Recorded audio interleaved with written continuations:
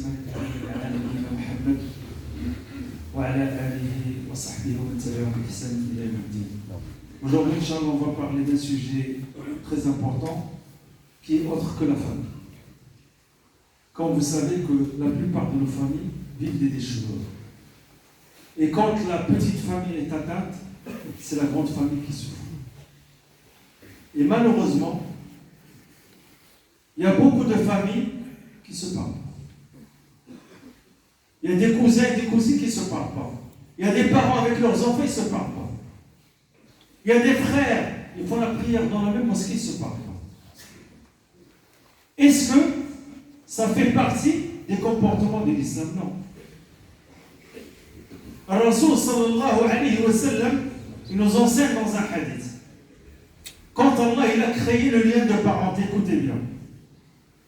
Ce lien de parenté s'est accroché au trône d'Allah.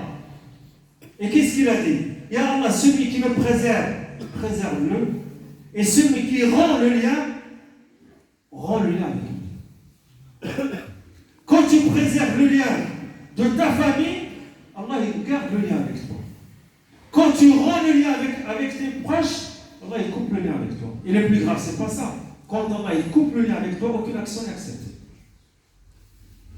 Tu fais la prière, tu jeûnes, tu peux peut-être faire le pèlerinage, mais aucune action n'est acceptée. Et il y a un autre hadith que le prophète sallallahu alayhi wa sallam nous enseigne.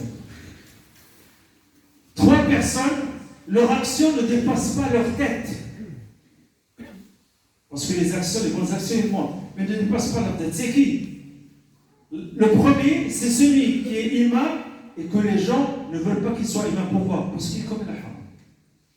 La deuxième des personnes, celui qui a coupé le lien de famille. Et Rasoul sallallahu alayhi wa sallam, il est dans le sens du hadith du prophète alayhi sallallahu wa sallam, écoutez bien.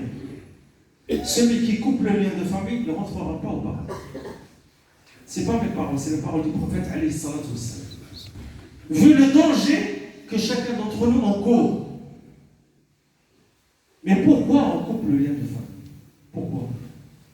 Pour un héritage. Pour quelqu'un qui lui a prêté de l'argent et qui ne l'a pas rendu. Ou quelqu'un qui donne une parole en plus, c'est pour ça que tu coupes le lien. Écoutez bien. Est-ce que toi tu cherches la satisfaction d'Allah ou tu cherches la satisfaction des gens? Il y a des gens qui me disent, mais c'est dur. Le paradis, il a un prix. Le paradis, c'est dur aussi. Est-ce que tu penses que tu vas rentrer au paradis comme ça? Le paradis nécessite une patience. Et nécessite un sacrifice. Le paradis, il a un prix. Et ce prix, c'est quoi? C'est la patience et le sacrifice dans ce sens. Il y a beaucoup de gens qui pensent que rendre visite à ses proches, c'est quand tout va bien. Non. Le prophète alayhi salatu wa salam, il a dit que rendre visite à ses proches, c'est pas que quand toi tu le rends visite et lui te rend visite. Rendre visite à ses proches, c'est quand lui il coupe le lien avec toi et toi tu vas le voir. Mais nous malheureusement, l'orgueil comme là, cette âme incitatrice au mal, et Shaitan, qu'est-ce qu'on fait? Non, moi je ne lui parle pas. Moi. Et le plus grave de tout ça, c'est pas ça. C'est quand cette personne elle décède, les gens ils viennent, ils pleurent. C'est trop tard. On doit garder le lien familial d'une manière régulière. Pourquoi? Parce que ça, c'est la demande d'Allah subhanahu wa ta'ala. Il y a des personnes, quand ils se marient, qu'est-ce qu'il fait? Écoutez bien. Il dit à sa femme, attention d'aller voir qui? Tes parents. Ou le contraire. La femme, il dit à son mari, attention d'aller voir tes parents. Ce que tu fais à ta femme, tes enfants ils vont te le faire.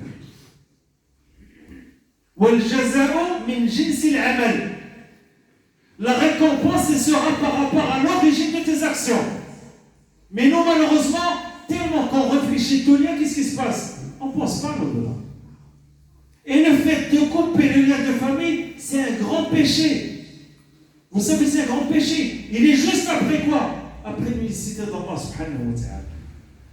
Le prophète alayhi salatu wa salam, il a dit dans un hadith, les actions les plus aimées par Allah, c'est quoi? C'est la foi en Dieu. Et la foi, c'est pas juste une parole. La foi, comme le prophète sallallahu alayhi wa sallam nous a enseigné, c'est ce qui est ancré dans le cœur et qui se traduit par les actes. On n'est pas des croyants par la langue, on est des croyants parce qu'on doit œuvrer dans le bien. Et la deuxième, c'est quoi? C'est de rendre visite à ses proches. Imaginez-vous, la foi, c'est l'unicité d'Allah subhanahu wa ta'ala. Et juste après, qu'est-ce qu'il y a? Rendre visite à ses proches. Et la troisième, c'est de dire aux gens de transmettre le bien et de leur interdire le mal. Et un compagnon, il a posé la question, il dit, c'est quoi les actions les plus détestées par Allah? Les compagnons du prophète sallallahu alayhi wa sallam, ils étaient très très intelligents. Ils posaient des bonnes questions pour avoir des bonnes réponses afin d'agir. C'est quoi les actions? Rasoul sallallahu alayhi wa sallam, il a dit quoi? Le fait d'associer Allah subhanahu wa ta'ala à quelqu'un d'autre. L'association. Shirku billah, c'est le premier grand péché. Et le deuxième, le fait de rompre ton lien de famille. Est-ce que vous êtes au courant ou non? Il y en a un, il est venu voir le prophète, il dit à Rasulullah. Et ça, cet exemple, c'est la réponse à beaucoup de questions que vont se poser les gens. Il a dit, j'ai des gens de ma famille, écoutez bien. Je leur fais du bien et ils me font du mal. Et je leur rends visite et ils coupent le lien avec moi. Qu'est-ce qu'il a dit le prophète sallallahu alayhi wa sallam? Il dit non, coupe le lien avec eux. Leur rend pas visite, fais-leur du mal. Le prophète alayhi salatu wa salam, il leur a dit fais-leur du bien malgré qu'ils t'ont fait du mal et rends leur visite malgré qu'ils ont rompu le lien avec toi. On doit être intelligent et Allah. Cette vie, elle est très très courte. Un jour, tu vas partir.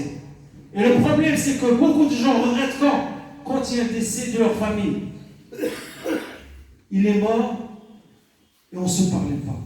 Mais c'est trop tard, il y a des parents, il a un problème avec son frère.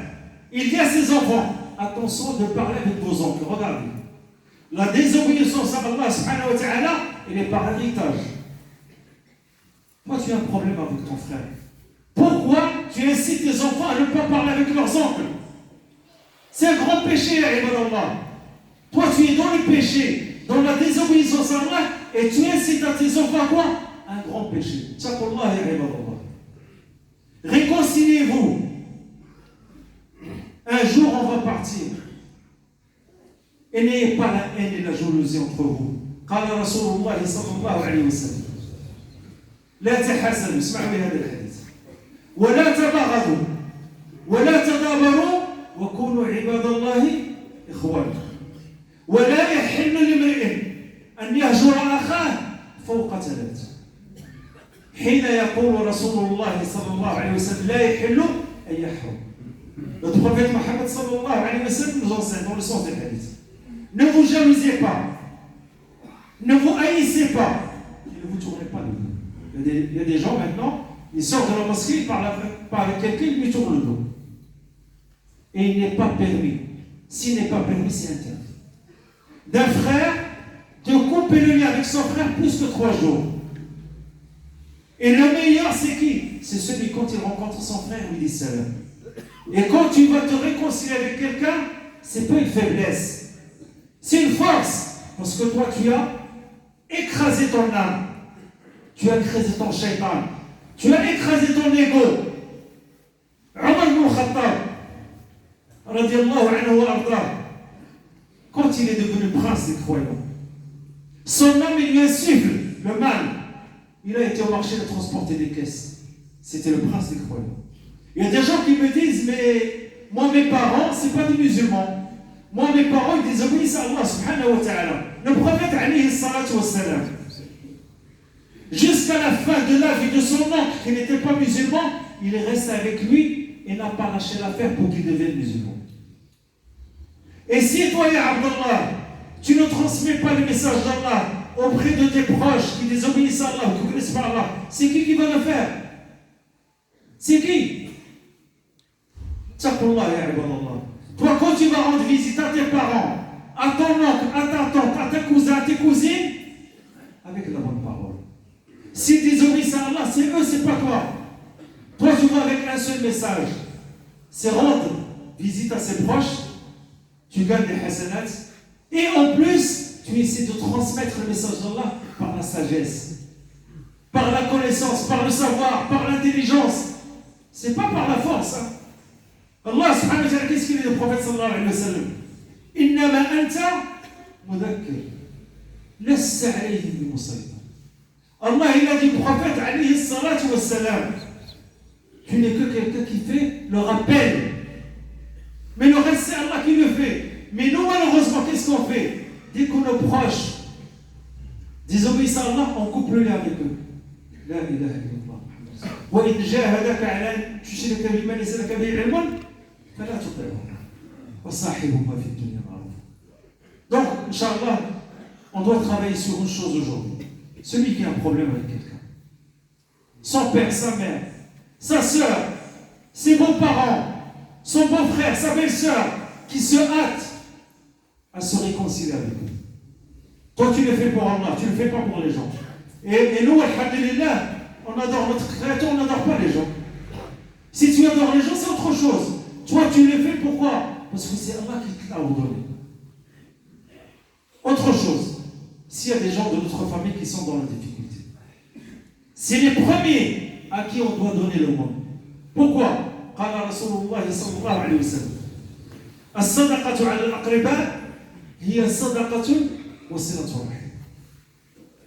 Quand tu donnes une aumône à quelqu'un qui est proche, c'est une aumône, elle est récompensée plus, et c'est un renforcement de lien de famille. Combien de fois, il y a des gens de nos familles qui sont dans la difficulté, on ne leur donne pas. C'est pas normal. Quelqu'un de ta famille qui est dans la difficulté, c'est le premier à qui tu dois donner. Nous, on fait les choses à l'envers. Il y a des gens qui sont peut-être, on ne les connaît même pas, on leur donne, mais nos proches, on ne leur donne pas. On doit rectifier notre manière de procéder quand il s'agit des comportements.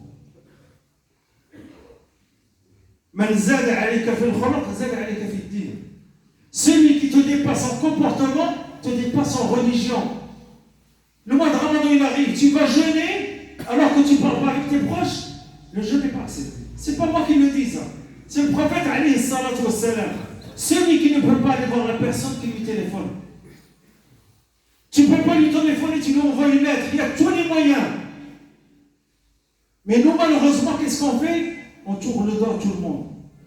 Des fois, il y a des personnes, c'est des voisins, ils ne se parlent pas des années. قال رسول الله صلى الله عليه وسلم من هجر أخاه فوق سنة فكأنما سفك الدم. Celui qui ne parle pas avec son frère plus d'une année, c'est comme qu'il l'a assassiné. Il est où la fraternité de l'islam?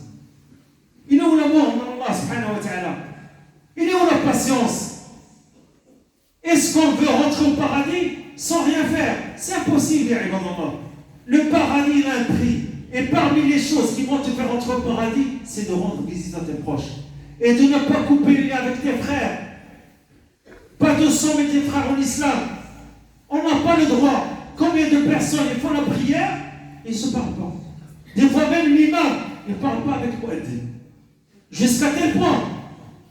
Elle est où la connaissance de cette religion? Il y a beaucoup de gens qui me disent, moi je ne sais pas. Tu dois faire le nécessaire pour connaître la religion. Car Allah subhanahu wa ta'ala, le jour du jugement dernier, il ne va pas te dire, eh Abdallah, pourquoi tu as fait ça? Pourquoi tu n'as pas fait le nécessaire pour connaître tout ce que tu dois connaître? Ne serait-ce que les bases de cette religion. On n'a pas d'excuse, ya ibadallah. Allah, il t'a donné tout. Et le plus grand bienfait qu'Allah nous a donné, c'est quoi? C'est l'islam. Pour que les gens vivent en fraternité, en amour, en réconciliation, en miséricorde entre nous. Et subhanallah, le mot Ar-Rahim, il est issu d'où? Ar-Rahman. Le lien de parenté en arabe, il est issu du mot le miséricordieux. Comment ça se fait qu'Allah est miséricordieux envers nous, mais nous, on n'est pas miséricordieux envers les gens? Et quand je parle du respect du voisin, musulman ou non? Parce que le voisin, il a un droit envers toi. Le voisin musulman, il a deux droits envers toi. Et le voisin musulman et proche, il a trois droits envers toi. Le prophète alayhi salatu wa salam, son voisin c'était un juif. Écoutez bien cette histoire. Son fils il était malade, le fils du juif. Le prophète alayhi salatu wa salam lui rendit visite. Il était sur le lit de la mort. Il était en train de mourir. Le prophète, qu'est-ce qu'il lui a dit? Il lui a dit, dis la ilaha illallah, Muhammadan Rasulullah, ashhadu laka biha ghadan yawm al-qiyamah. Le juif, il a dit à son fils, Ata' Abul Qasim. Pourquoi il a dit ça? Parce qu'il savait que le prophète, alayhi salatu wassalam, c'était quelqu'un de sincère. Je vais faire la traduction, et on va en finir, Inch'Allah. Un jour, il y a un voisin, le fils du voisin du prophète, alayhi salatu wassalam, était gravement malade. Alors ce voisin, il a appelé le prophète, alayhi salatu wassalam, pour qu'il assiste à la fin de sa vie. Quand le prophète, alayhi salatu wassalam, il est rentré dans le lit de la mort, il était sur la mort, il lui a dit, dis, ashhadu an la ilaha illallah Muhammadan Rasulullah, je serai témoin pour toi quand? Le jour du jugement dernier. Le juif, quand il l'a vu, lui a dit, obéis à Abul Qasim, c'est le prophète, alayhi salatu wassalam. Alors ce jeune homme, il a dit, ashhadu an la ilaha illallah wa ashhadu anna Muhammadan Rasulullah, il est mort. Pourquoi? Il a vu le comportement du prophète, alayhi salatu wassalam. Il a vu ses manières de vivre. Parce que l'islam, c'est pas la mosquée. Tu vas être éprouvé ou dehors. Quand quelqu'un te parle mal, ta réaction, c'est quoi? Quand quelqu'un te manque de respect, ta réaction, c'est quoi? C'est l'insulter. Quand quelqu'un te parle mal, parle-lui bien. Celui qui te fait du mal, fais-lui du bien. C'est très difficile. Mais le chemin de paradis, c'est ça. نسأل الله سبحانه وتعالى أن يجعلنا من الذين يسمعون القول فيتبعون أحسنه. اللهم لا تدع لنا في مقامنا هذا ذنبا إلا غفرته ولا عيبا إلا سترته ولا مريضا إلا شفيته ولا ميتا إلا رحمته ولا حاجة من حوائج الدنيا لك فيها العلم لنا فيها صلاح إلا أعنتنا على قضائها. Il y a notre frère, un frère à la mosquée qui a perdu son père. نسأل الله سبحانه وتعالى أن يغفر له ويرحمه وأن يوسع مدخله وأن يكرم نزله وأن يصله بالثلج والماء والبرد. نسأل الله سبحانه وتعالى أن يغفر لنا وأن يرحمنا وأن يتوب علينا وأن يجعلنا من الذين يسمعون القول فيتبعون أحسنه. اللهم بلغنا رمضان اللهم بلغنا رمضان اللهم بلغنا رمضان. ونسأل الله سبحانه وتعالى أن يحقن دماء المسلمين في كل مكان برحمتك يا ارحم الراحمين. ونصلي ونسلم على خيرة خلقك سيدنا محمد وعلى اله وصحبه اجمعين. سبحان ربك رب العزة عما يصفون وسلام على المرسلين والحمد لله رب العالمين. وقوموا الى صلاتكم.